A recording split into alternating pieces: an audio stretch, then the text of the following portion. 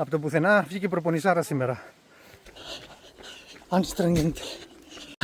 Φτάσαμε το παιδάκι του. Πάμε. Σε γενικές γραμμές είναι πολύ δύσκολο να συνδυάσεις τα θέλω όλης της οικογένειας με τα θέλω τα δικά σου. Οπότε εμείς τι κάνουμε? Ποδηλασία με τη Σοφία, τρέξιμο ο μπαμπάς και τον Ραφαήλ το πηγαίνουμε στην παιδική χαρά. Έτσι, δώσε φόρα, μπράβο. Παιδιά μου φεύγει, έχω μεγάλη αντίσταση στον αέρα και αρκετό βάρος. Κομ, τέμπο, τέμπο!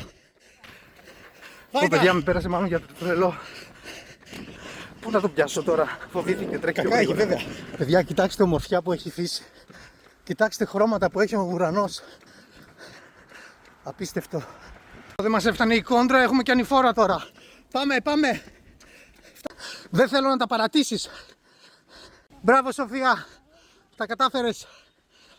Μου βγήκε η γλώσσα, παιδιά. Επιτέλους, παιδιά, φτάσαμε. Έχουμε και επιστροφή μετά. Ραφαήλ, πού είμαστε? Σε όλη τη διαδρομή ήταν πολύ καλός, του αξίζει τώρα παιχνίδι.